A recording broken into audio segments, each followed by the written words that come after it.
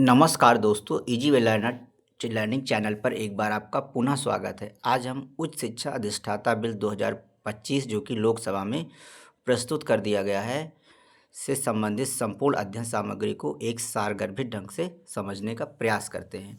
तो सबसे पहले इस जो बिल का नाम है, इसका नाम है विकसित भारत शिक्षा अधिष्ठान बिल 2025। दोस्तों, यह बिल भारत में उच्च शिक्षा हायर एजुकेशन के नियमन और शासन को अब तक के सबसे बड़े सुधार के रूप में पेश किया गया है। यह नया बिल पारंपरिक नियामक ढांचे अभी तक जैसे UGC act 1956, AICTE act 1987, NCT act 1983 को एकीकृत करता है और आधुनिक प्रणाली के रूप में बदलने का प्रयास करता है। कहने का मतलब है कि अभी तक जैसे यूजीसी, एआईसीटीई, एनसीटी, यूजीसी सभी उच्च शिक्षा की एक नियामक संस्था थी, एआईसीटी तकनीकी शिक्षा से संबंधित थी और एनसीटी शिक्षक शिक्षा से संबंधित संस्थाएं थी जो अलग अलग जो है अपने ढंग से कार्य कर रही थी। तो उसी को एकीकृत करने के लिए एक अम्ब्रेला के नीचे एक छत के नीचे लाने के लिए ये जो है विकसित भारत शिक्षण अधिष्ठान बिल 2025 को प्रस्तुत किया गया है लोकसभा में।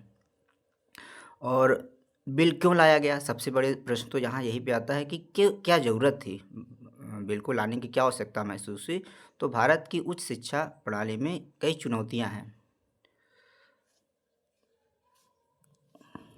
एक तो फ्रैगमेंट नियमन, यूजीसी, एआईसीटी, एनसीटी जैसे अलग अलग नियामक संस्थाएं, तो कहीं ना कहीं जो है समन्वय का अभाव है और ओवरलैपिंग के नियम, कम समन्वय और संरचित गुणवत्ता नियंत्रण का अभाव होने के कारण एक ऐसे नियामक आयोग की आवश्यकता महसूस की गई जो कि पूरे उच्च शिक्षा पर जो है एक संतुलित ढांचा उच्च शिक्षा का प्रस्तुत कर सके और उसका अच्छे से जो है संचालन कर सके। इन संस्थाओं की स्वायत्तता व गुणवत्ता में असमानता, इन्हीं कारणों से एक एकीकृत, आउटकम बेस्ड, तकनीकी समर्थित और विश्व स्तर मानकों वाला नियामक ढांचा लाने की कोशिश इस बिल के जरिए की गई है। इस बिल के मुख्य उद्देश्य क्या हैं, की ऑब्जेक्टिव क्या है। एक तो ये एक सिंगल समन्वित नियामक ढांचा बनाया जाएगा और गुणवत्ता, पारदर्शिता और अकादमिक स्वतंत्रता को बढ़ावा इस बिल के अंतर्गत दिया गया है। वैश्विक प्रतिस्पर्धा के अनुरूप उच्च शिक्षा को तैयार करना और संस्थाओं को अधिक ऑटोनॉमी प्रदान करना इस बिल का प्रमुख उद्देश्य है। फ्रैगमेंट रेगुलेटर्स को समाप्त करना, एकीकृत ढांचे की ओर बढ़ा जाएगा और परफॉर्मेंस बेस्ड रेगुलेशंस और एक्रेडिएशंस को लागू करना इसकी मुख्य पहल है। आइए अब इसके मुख्य प्रावधान को देख लेते हैं। एक तो एक नया नियामक ढांचा विकसित करने की बात ये बिल करता है और इस बिल का नाम दिया गया है विकसित भारत शिक्षा अधिष्ठान बिल और एक ही अम्ब्रेला कमीशन एक के रूप में कार्य करेगा। यानी जितने उच्च शिक्षा के नियामक संस्थाएं अभी तक जो अलग अलग संस्था के रूप में कार्य कर रही थी उनको एक छत के नीचे लाने का कार्य यह बिल यानी विकसित भारत शिक्षा अधिष्ठान बिल करेगा।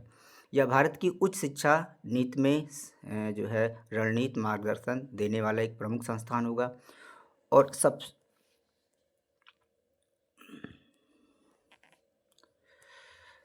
इस बिल के अंतर्गत 3 स्वतंत्र काउंसिल बनाने की बात कही गई है और जो नियामक ढांचा बनेगा उसके अंतर्गत जो है तीन स्वतंत्र काउंसिल्स होंगी। एक तो रेगुलेटरी काउंसिल होगी, रेगुलेटरी काउंसिल जो हायर एजुकेशन रेगुलेशन का कार्य करेगी और नियम कानून की निगरानी करना। और एक्रेडिएशंस काउंसिल होगा जो कि एक्रेडिएशंस और मानकों का निर्धारण का कार्य करेगा। और स्टैंडर्ड काउंसिल होगा जो कि एकेडमिक मानकों और बेंचमार्क निर्धारण का कार्य करेगी। ये काउंसिल्स मिलकर पूरे हायर एजुकेशन फ्रेमवर्क को संचालित करेंगे, पूरे हायर एजुकेशन को गवर्न करेंगे। UGC, AICT, NCT status bill के लागू होने पर यूजीसी, एआईसीटी और एनसीटी जैसे पुराने फ्रेगमेंटेड रेगुलेटरी सिस्टम को हटा दिया जाएगा और इनकी जगह विकसित भारत अधिष्ठान अब कार्य करेगा।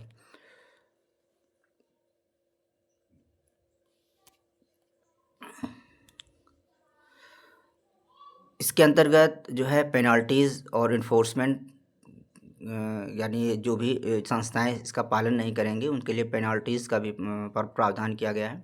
जैसे 10 लाख से लेकर 2 करोड़ तक के जुर्माने की बात कही जा रही है इस बिल के अंतर्गत। और फंडिंग एंड मैकेनिज्म की बात करें तो बिल में व्यापक रूप से रेगुलेशन से फंडिंग को अलग रखा गया है। फंडामेंटल फंडिंग्स रिस्पॉन्सिबिलिटीज यानी सेंट्रल स्टेट गवर्नमेंट जो है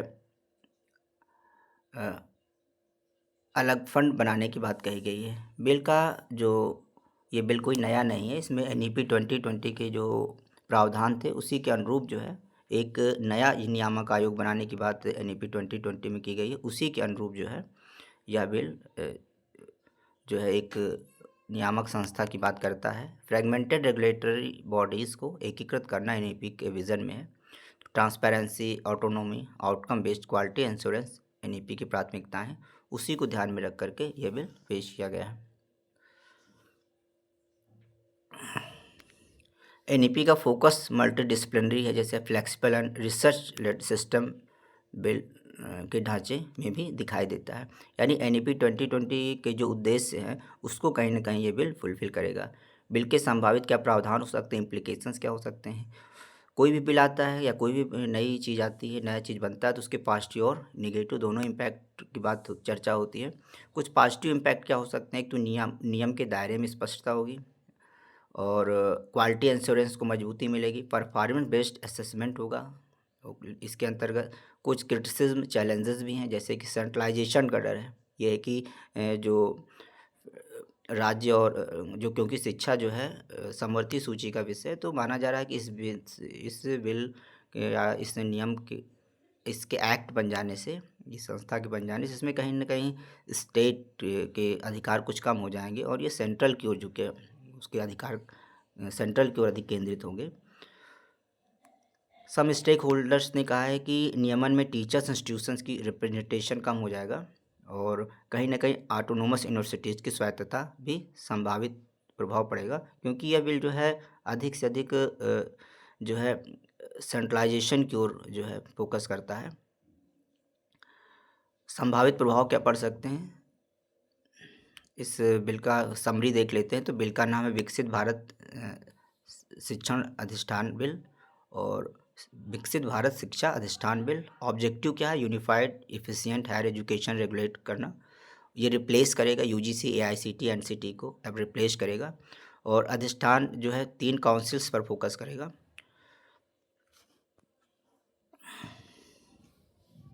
इसमें फोकस मेन क्वालिटी पर, autonomy, accountability, centralisation, funding mechanism जैसे इसके सामने बहुत सारे चैलेंजेस होंगे।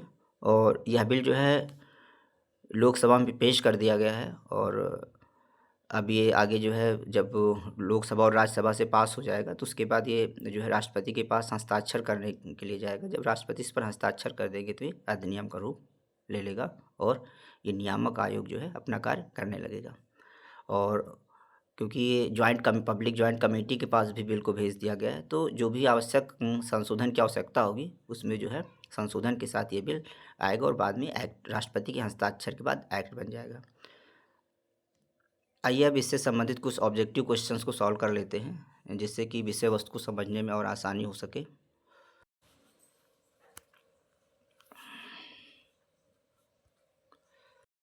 अगला क्वेश्चन है, उच्च शिक्षा अधिष्ठान बिल 2025 में फंडिंग को कैसे देखा गया है। ऑप्शन दिए गए हैं, नियमन के साथ जोड़ा गया है, पूरी तरह समाप्त कर दिया गया है, नियमन से अलग रखा गया है या निजी संस्थानों को सौंपा गया है।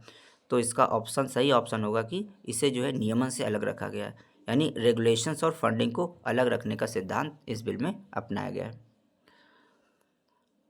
अगला क्वेश्चन है, इस बिल का प्रमुख लाभ क्या माना जाता है। ऑप्शन दिए गए हैं, प्रशासनिक जटिलता, दूसरा रेट गुणवत्ता और पारदर्शिता और राज्य विश्वविद्यालय का अंत। तो इसका जो है सही ऑप्शन होगा कि एकीकृत गुणवत्ता और पारदर्शिता बढ़ाना इस बिल का प्रमुख उद्देश्य रखा गया है। अगला क्वेश्चन है, उच्च शिक्षा अधिष्ठान बिल 2025 किस प्रकार की शिक्षा प्रणाली को बढ़ावा देता है। ऑप्शन है, रोट लर्निंग यानी सीखना, रटने की सीखने में बल देता है, या एग्ज़ाम सेंट्रिक है, या आउटकम बेस्ड है, या केवल ऑनलाइन है। तो जो उच्च शिक्षा अधिष्ठान बिल 2025 है यह आउटकम बेस्ड लर्निंग पर फोकस करता है। लर्निंग आउटकम्स और गुणवत्ता पर विशेष बल दिया गया है इसमें। अगला क्वेश्चन है, इस बिल में दंड या पेनल्टी का प्रावधान क्यों किया गया है? ऑप्शन दिए गए, आय बढ़ाने के लिए, संस्थानों को बंद करने के लिए, या जवाबदेही सुनिश्चित करने के लिए, या निजीकरण बढ़ाने के लिए। तो इस बिल में जो पेनल्टी का प्रावधान किया गया, नियमों के उल्लंघन पर दंड और ये अकाउंटेबिलिटी को सुनिश्चित करता है। जवाबदेही सुनिश्चित करने के लिए दंड का प्रावधान इस बिल में किया गया है। अगला क्वेश्चन है कि यह बिल किस समस्या को मुख्य रूप से संबोधित करता है? यानी शिक्षक कमी को, या नियामक संस्थाओं का ओवरलैप, या छात्रवृत्ति की कमी, या पाठ्य पुस्तक संकट। तो यह जो बिल है उच्च शिक्षा अधिष्ठान बिल या नियामक संस्थाओं को ओवरलैप करने की बात करता है। जैसे यूजीसी, एआईसीटी, एनसीटी के ओवरलैपिंग रोल्स की बड़ी समस्या है। इसको जो है हटा करके एक नियामक संस्था के रूप में कार्य करने, एक जो है इन सभी संस्थाओं के स्थान पर एक संस्था बनाई जाएगी जो कि सभी को गवर्न करेगी। अब क्विक रिवीजन कर लेते हैं सभी पहलुओं का। यह बिल उच्च शिक्षा में सिंगल रेगुलेटर का प्रस्ताव करता है। यह एनईपी 2020 का एक प्रकार का विधायी विस्तार ही है। और क्वालिटी इंश्योरेंस इस बिल का मुख्य आधार है। स्टैंडर्ड्स काउंसिल लर्निंग आउटकम्स तय करेगा। रेगुलेटरी काउंसिल नियमों का अनुपालन इसमें देखा जाएगा। फंडिंग और रेगुलेशंस को इसमें अलग रखा गया है।